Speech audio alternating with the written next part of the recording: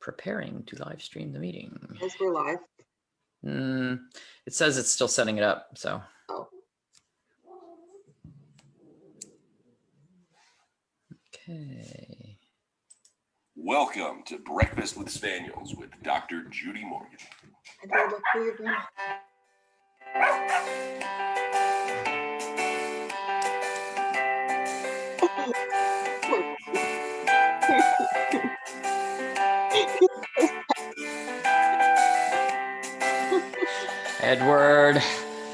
Edward's being abused. No.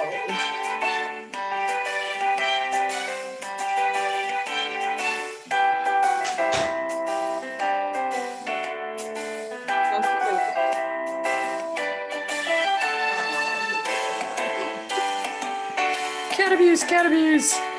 It's the birthday edition.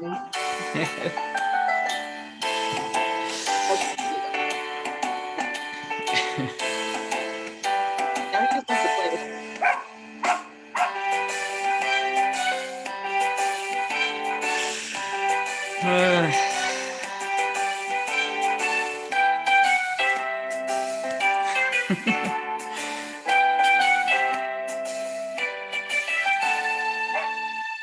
Remember, you can purchase all of Dr. Morgan's products at her website at www.drjudymorgan.com.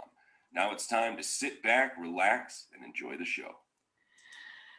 Yeah, so I'm at that birthday age where we start counting backwards. So I'm subtracting now instead of adding. So I am 58. There you go. It's okay. For some reason, like you and Dad were stuck at like 45 for a really long time in my head. Like you guys just permanently stopped aging at 45. I'll take 45. 45 was good. I will stay there. That's absolutely fine. So good morning, everyone. So yesterday we started up a little controversy because, first of all, before I talk about that, I tried the Project Suds soap bars last night for our stinky dogs before we take them on vacation. And I got to tell you, no more shampoo bottles for me. Amazing. That the soap bars, literally you get the dog wet, rub it across and boom, you got instant lather suds. It spreads through the oh my gosh, amazing. I might start using it for me. I know what you need to use it on yourself. I told you, I like the minute I use them, I'm like a shampoo bar evangelist now. I love it. I know. And it's funny, somebody had given me a shampoo bar for the dogs a while ago and they were like, no, trust me, you'll really like the bar. And I don't think I ever used it. And I love bars. And I know someone did that to me. They gave me one for people, which these I think can be used for people too. And I was like, no, I'm not using a shampoo bar. But now I'm a big fan. Huge fan. So anyway, and we got 3 out of 4 are clean we're leaving on vacation today. We're going to the beach because we haven't been to the beach in a very long time and we haven't taken Bo out in a very long time. And Hugh asked what I want to do for my birthday. I said, I want to take Bo to the beach. So we're heading to the beach. Anyway, so yesterday we kind of shocked all of you a little bit because we had a traditional veterinarian on, Gwen's dad, Dr. Colin Campbell, and he worked in public health for 30 years. He started when he was 30 years old. I was pregnant for Gwen's brother, Andrew, at the time. And he kind of did it. He was an equine veterinarian and he was always on call. He was never home. Both of us had pagers everywhere we went. We had to take 2 cars. So if we went to a movie, we went to dinner, we had to take 2 cars because we had 2 different beepers that would go off and go 2 different directions. And he literally worked 7 days a week, 20 hours a day, sometimes 24. And because we were starting a family, we said, something's got to give here. And so he got a job with the State Department of Agriculture is where he started, working with infectious diseases. So equine infectious anemia, encephalitis, things that would affect the farm animals. And the state of New Jersey had a bunch of cuts after a few years, and his position was being eliminated. And so he did a lateral transfer over to the Department of Health, and it ended up working out very well. Great thing about a state job is you're guaranteed your vacation, and you're guaranteed great benefits, and you're not allowed to work more than 40 hours a week. So if he had to go do an evening event, then he would get equal time off during the day. So for raising a family, a government job is really a great deal. But it gave him a much different perspective on veterinary medicine, but medicine in general, because he dealt with zoonotic diseases, which are things that can transmit from animals to people. So that included dealing with pet stores, because a lot of times when you buy pet store puppies or pet store kittens, they come with a myriad of problems, including intestinal parasites, respiratory diseases, all kinds of problems. And a lot of those things can be transmitted to children in particular, but anyone. So it gave him a much different perspective, because for his job was preventing transmissible diseases being spread to people. Right. Very, very important. So, sorry, I forgot to restart it, but it's recording on Facebook. So it gave him a different outlook on how we should deal with pets and people. And remember, I started out in traditional medicine, very traditional, for the first 10 years of practice, before I sort of flipped my switch a little bit and started looking at things from a different perspective.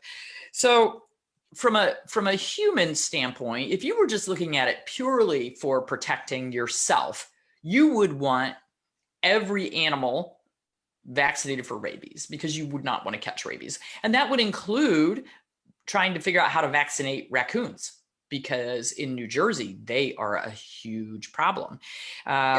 There was actually a program, I don't think he talked about it yesterday.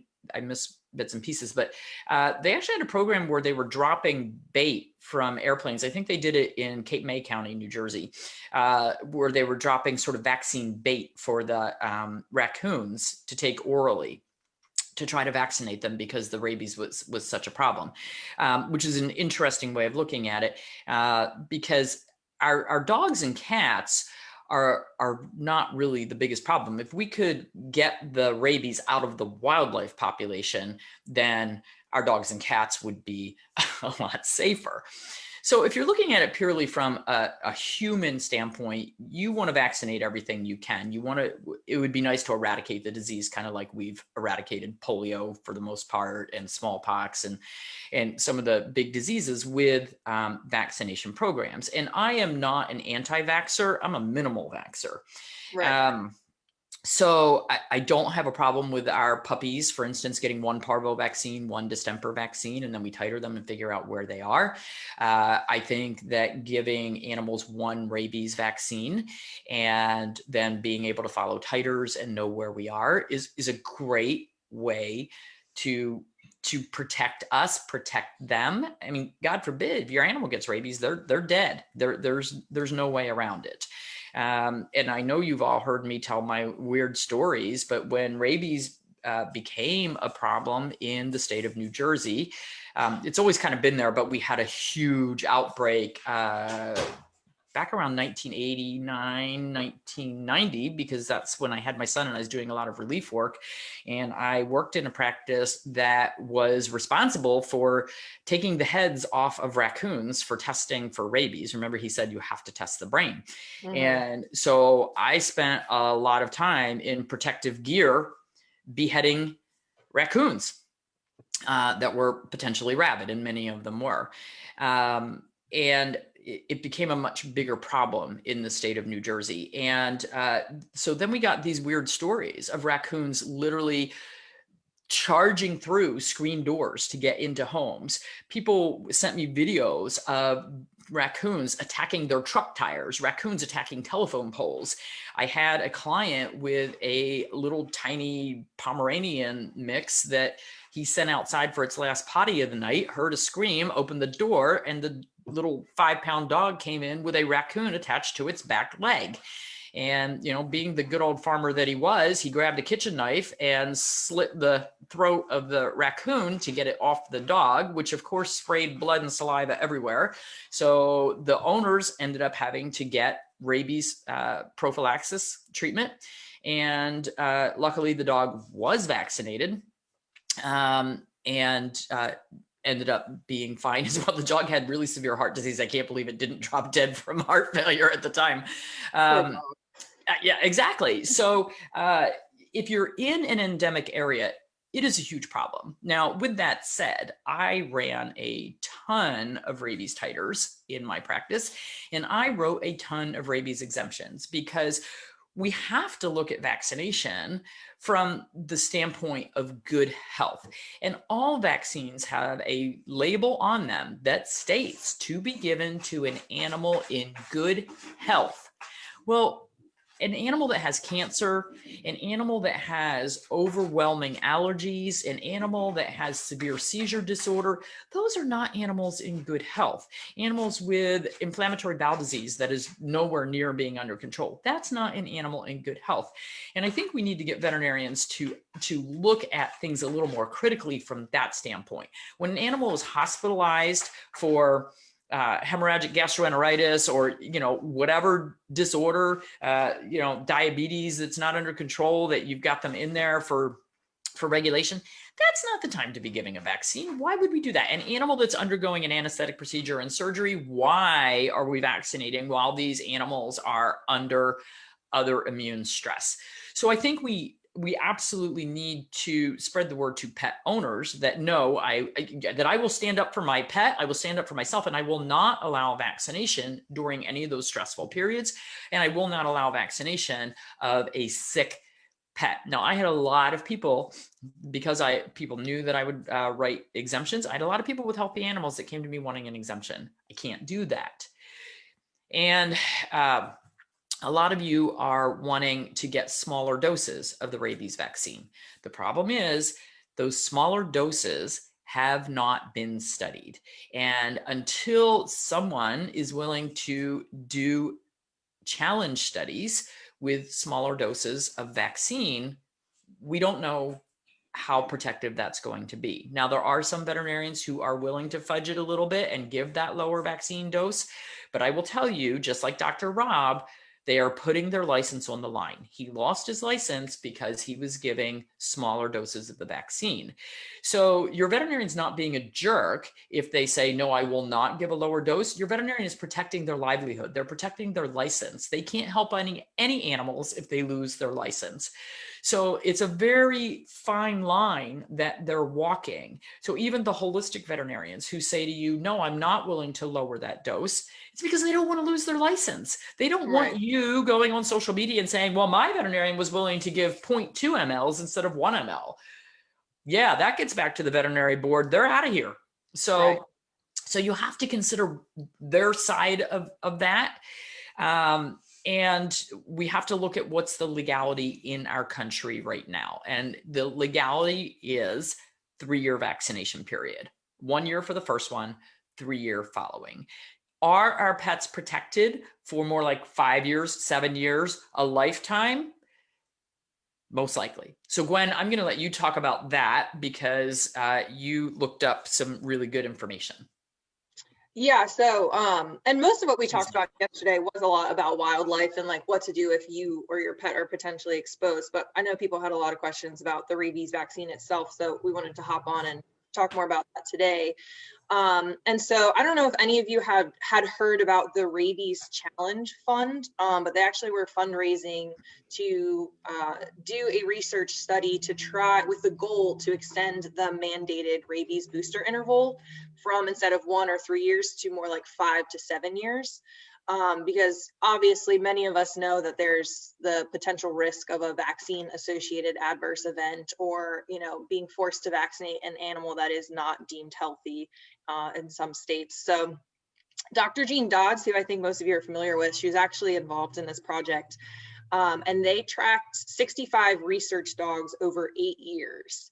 So they found at, let's see, at 6 years, 7 months, 80% of the dogs that were vaccinated with the rabies vaccine survived when they were exposed to the rabies virus, versus the control group that did not get a rabies vaccine. They had 100% mortality in the control group. At 7 years, 1 month, another 50% of the vaccinated dogs were able to successfully fight off the rabies virus. And after 8 years, 0 months, there was 1 dog that was able to successfully combat the rabies virus when exposed after being vaccinated. So they were able to prove that definitely that 3-year window is, we're seeing more and more, is antiquated. I know a lot of people that have been titering their dogs are seeing 6, 7, 8 years where their dogs still have protection, when, especially with the rabies vaccine. So part of this issue where a lot of pet owners are experiencing a block, I actually just went through this a month ago, where the vet that I take my pets to said they have a policy that they have to be vaccinated for rabies. The way that we get that changed is to prove that the 3-year timeline is way shorter than what we're seeing in reality, or be able to accept titers or medical exemptions, things like that for our cats and dogs. Because without that, we're going to be constantly butting up against the public health laws that are saying, no, we know 1 or 3 years you'll be safe if your pet is exposed. Beyond that, we have to prove that it is safe. And the problem is, because it has almost 100% mortality in unvaccinated animals and people, they're going to err on the side of safety. So at 3 years, we know we get pretty close to 100% protection. Exactly. Could it go to 4 or 5 and get 90%? So Gwen said, I think it was at 6.5 years, we got 80%. 80%. Well, yeah, 80% is great, but that's 20% are going to die. And because of the human health aspect, I get where it's coming from. Now, there are some states that are accepting titers. Delaware is one of them. And I know there was a senator out, I think in Arizona, but somewhere out in that neck of the woods, who was also working pretty hard a couple of years ago to try to get things changed. One of my clients in New Jersey, the husband was the mayor of their town. So he was trying to get it changed in their town. And then if we could get it changed in that town, then maybe we could get it changed in that county. And then if we could get it changed in that county, then maybe we could get it changed at the state level. Right. So it's a grassroots effort, and it's politics, guys. You're going to have to, and man, I don't like politics, so I'm not the person to go stand in front of a group and talk about that. That is not me. You know, Colin would be a great person to do that, but he is on the other side of the fence promoting vaccination every 3 years because of his background and what he dealt with over the 30 years of his career in public health. So it's coming at it from a very different aspect. Yeah, completely. We're kind of on 2 different sides. We're thinking about our pets, and he's thinking about, you know, the people and kind of the whole system from a public health perspective. Yeah. So it's a very different way of thinking about it. And I mean, you know, like I said, I hear all the time, or we see in our Facebook groups, people say, I went to the vet, they said, unless I give my dog with cancer or rabies vaccine, they won't treat him. And that, I mean, that literally happened to me. North Carolina, I've had the hardest time finding a holistic or integrative veterinarian. I finally found one that I really like, and she apologized to me. She said, I am so sorry that this is our policy, but we had someone brought in a rabid cat and it bit a whole bunch of people in the office. It was a huge deal. And so now they have this policy about rabies vaccines. And she was apologizing to me because she knows that, you know, I'm more holistic and that my pets, you know, we're going to run titers and they're going to be fine.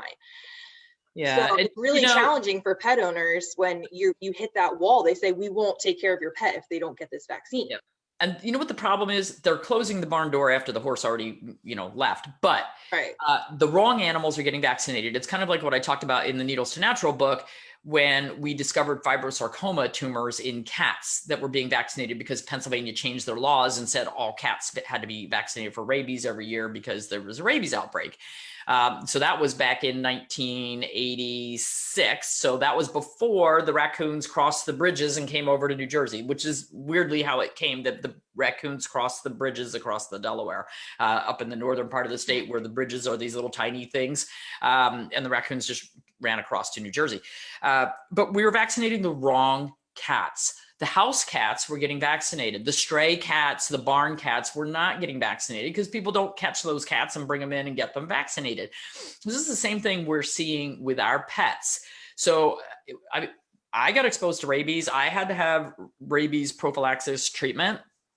And it was a stray kitten that somebody brought in, and the kitten was acting very, very friendly. This was at 2 o'clock in the morning at the emergency service. The kitten was acting very friendly. I did my complete exam. We went through everything, and I think it had a low-grade fever or whatever. And this was a good Samaritan that brought this kitten in. And I finished everything. We're standing there talking, and all of a sudden that kitten leapt off the table and just started springing off the walls and the ceiling, latched onto my technician in about 7 places, latched onto me. And it didn't even dawn on me that this could be a rabid cat. My technician looked at me and said, I think we should check this cat for rabies. Yeah. And oh, crap. Yes, it had rabies, and we both had to go through treatment as well as that owner. And then they had to do the tracing because it was at an apartment complex. So they had to go back and do the tracing for anybody who might have had contact with this kitten and could have potentially had saliva on an open wound or in their eyes or in their mouth or nose. So it's a huge deal. And so the animals that the veterinarians should be worried about are those stray puppies and kittens that people are picking up off the street that are coming in. And a lot of times when you pick up these kittens, they have a bite wound, they have an abscess, we don't know what bit them. Those are really the problem. It's not the animals that are living in, our dogs have about a 0% chance of ever being exposed to anything because they're in the house 99% of the time. Yeah, like my house cats, I'm like, they're not exposed to absolutely anything. They sleep 23 hours a day on my couch. Like, they're not going to contract rabies. Right. So this is where the problem comes in, because the veterinarians are just hyper focused on everybody has to have a rabies vaccine, and they're not paying attention to what the exposure levels are, what the lifestyle. And this is why we talk about, from a holistic standpoint, look at the lifestyle of the individual animal, tailor everything to that individual animal's lifestyle, risk, exposure. Why would I vaccinate my indoor cats for feline leukemia? My indoor cats aren't seeing anybody. So you have to stand up for your animal and their lifestyle. Now the problem is, like this veterinarian that Gwen went to, who insists on the rabies vaccine, they're not going to accept a titer, which is really odd, because when we come in and we say, okay, well, a protective titer is 0.5 or higher for rabies, and I've got an animal with a 14. Right. Way more than you need for protection. Pretty sure we're protected, you're protected. So it does become a huge issue. And the only thing I can say is search around and see if you can find a veterinarian who's a little more open-minded. Gwen was sort of backed into a corner because she's standing here with a dog with cancer and wants to get the cancer dealt with. It wasn't Mila, because I would have, luckily it wasn't Mila. It was Edward, who has technically only ever gotten one in his whole life. Oh. And so I was like, it's been like 4 years or something. And so he was due for it. And I was like, okay, he's a healthy young cat. Put it as far down on his leg as possible if you must.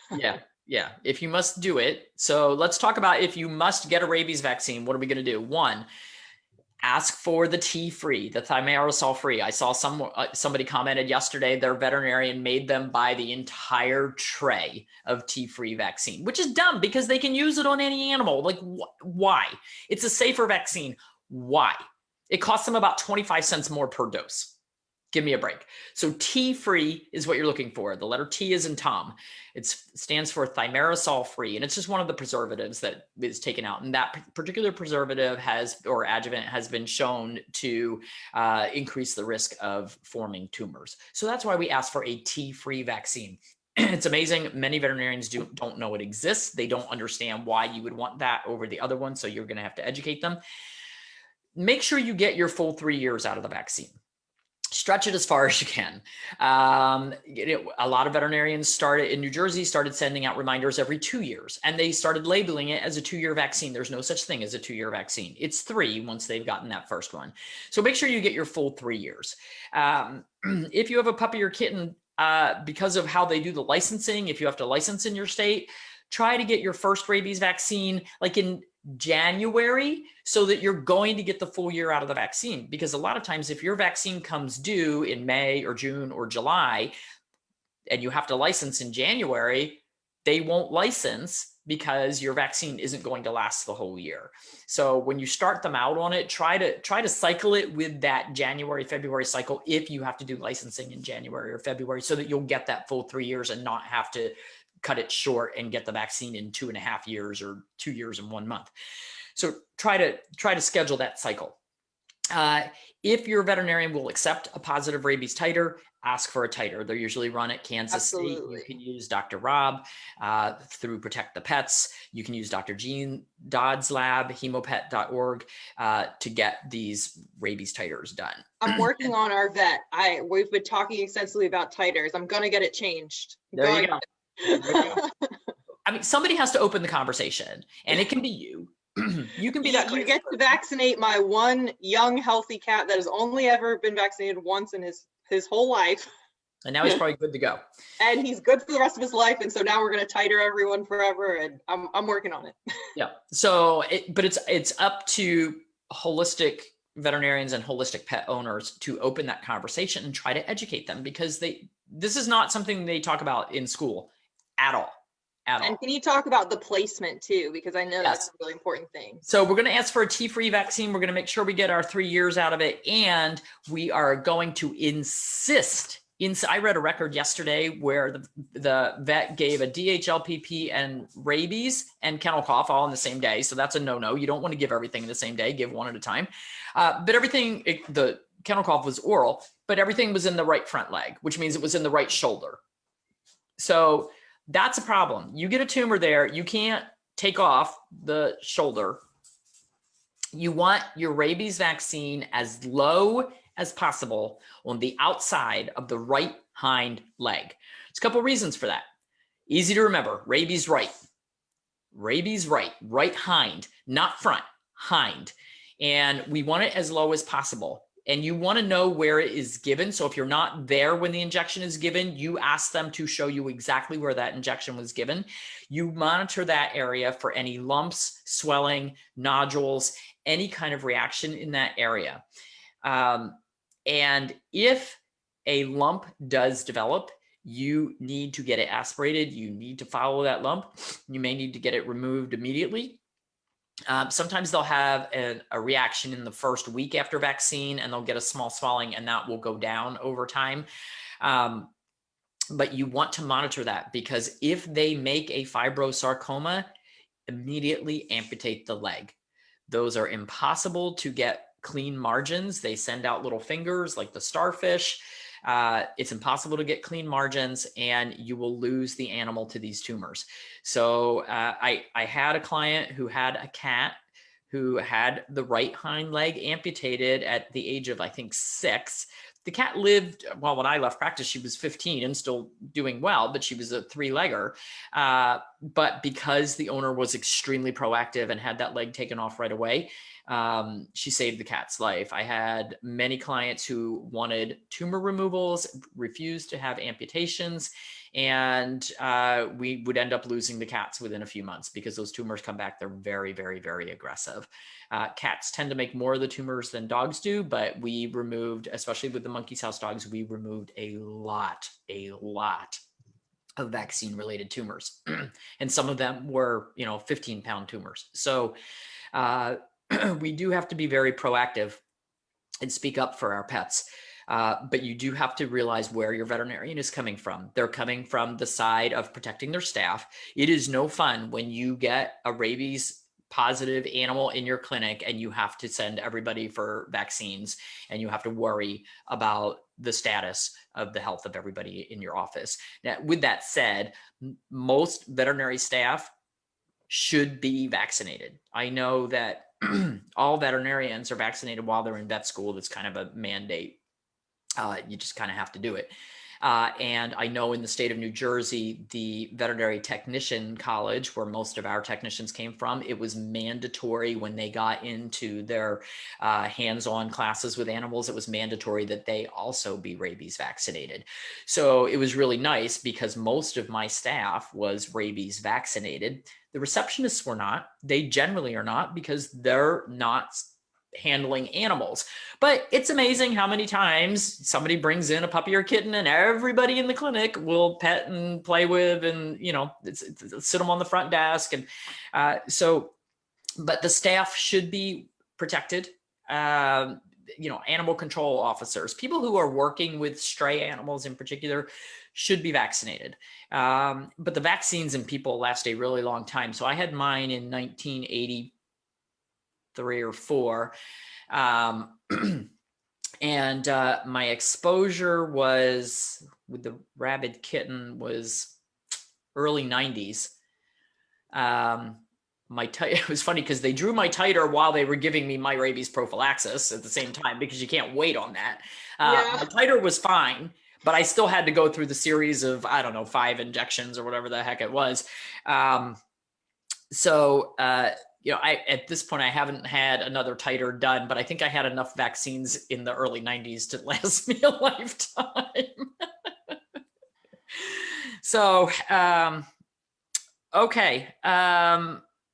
Hopefully. Someone was asking about like a detox, and we are actually onboarding some of the Adored Beast Apothecary products. I know they have one that they recommend if you're doing vaccines. They have a vaccinosis product. Yeah, so we can talk about that a little bit more, maybe whenever you're back from vacation. But well, and do you have it in stock yet?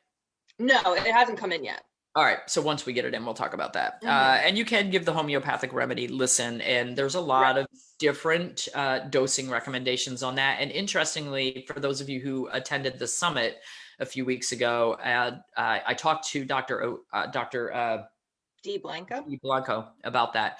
And she doesn't recommend just blindly giving listen every time they get a rabies vaccine. She basically said use it if they show any symptoms, reaction, problems with it. So people are all over the board. Some people say just a single dose the day of the vaccine.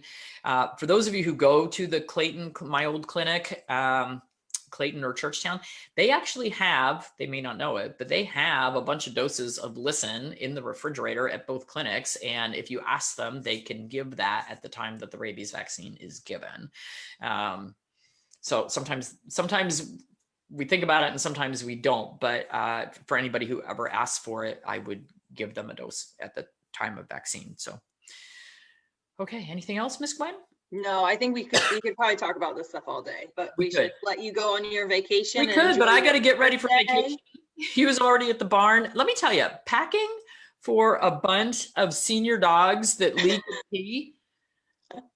I've got more diapers and pee pads packed for them. Like they're bigger than ours. Their box of medication is like this huge.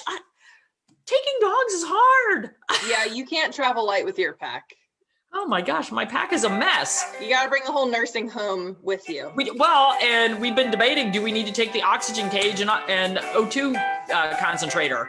I'm going for no, but I'm Let's hope not. Shayna to keep their act together. Well, thank you for doing a live on your birthday. Well, I didn't do yesterday, so. And I don't know what we're doing next week. I think Gwen's going to do a bunch of product reveals next week because she's got a bunch of stuff to talk about. Well, there's also, I've been so far behind. There's a bunch of stuff that you've done that we haven't even been able to post. Okay. So next week, I think, is going to be catch-up week. Okay, we'll play catch-up next week. So there'll be lots of new stuff coming in that you've already done. Yeah. We need a bigger warehouse. Our warehouse is exploding. And we keep hiring more people. Oh, well. Oh, okay. I got to figure out how to get out of here. It's all of Dr. Shoot. Morgan's products. I think I can, no, I can't end it. Dr. Judy Morgan. Here it is. Now it's time to sit back. Bye, relax, everyone. enjoy the show. Yeah, wrong music.